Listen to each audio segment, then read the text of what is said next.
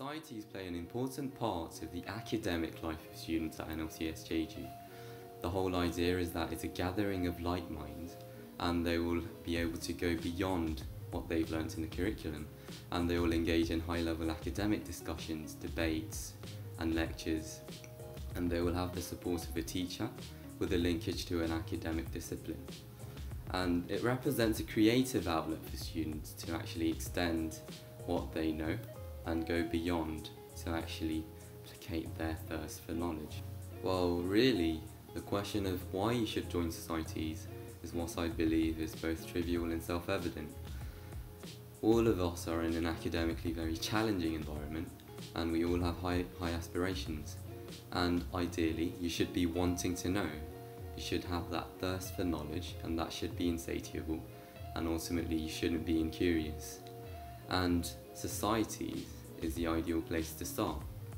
And so that would be the reason why I would parry the question of why you should join societies to a question of how you should join societies.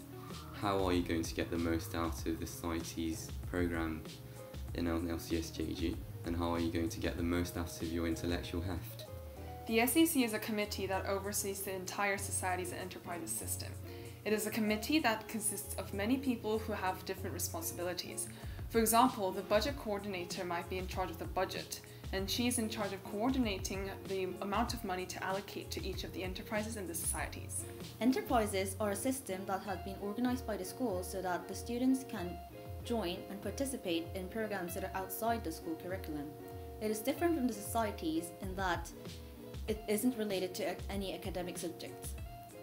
For example, there are clubs such as the NLCS where they enjoy their time in broadcasting, which is a matter that is not partaken in our IB nor IGCSE programs. Enterprises usually work on the similar timings as societies, which are lunchtimes, but they also have time to meet during after school or even during weekends, because it is a system that is much more free than the society. The reason why I'm involved in lots of society and enterprises is that the fact that me as a person is very introvert and I like to get along with all different kinds of people. For example, different gender, different age group, or different personality. And I thought that being involved in society and enterprises would be the best condition to get along with different people. I've been part of the Amnesty Society for 5 consecutive years, and I think it's such a great experience that this school has granted me. And by participating in the Amnesty Society, I've been able to share my passion in philosophy and human rights with many of the peers around me. And I think the fact that I can organize events to inspire and communicate with other people is a great blessing. And by being in the societies, you can really reach your potential. For me, I am really passionate in dance and music. And for my IB subjects, I was unable to choose both of them. So I continue to take part in the societies of both of the subjects.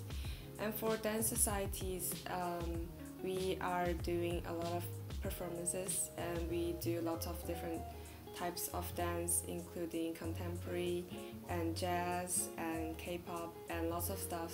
And we kind of just develop our skills. And for music, I'm the branch head for classical branch, and we organize events and we collaborate with other societies. And there are lots of things going on in the school, and it's so active, and it's just nice to be in charge of something that we are passionate about. And also I was involved in finance society, and for finance society is a little bit more academic, and in the society we can meet like-minded people and we talk about how we are passionate in finance, and we kind of explore stock market that is not taught in school. I think there are loads. So societies are indeed very helpful for students to make remarkable experiences that you'll never be able to have unless you participate in those activities. I think the best one for me was the student versus staff debate that we had last year.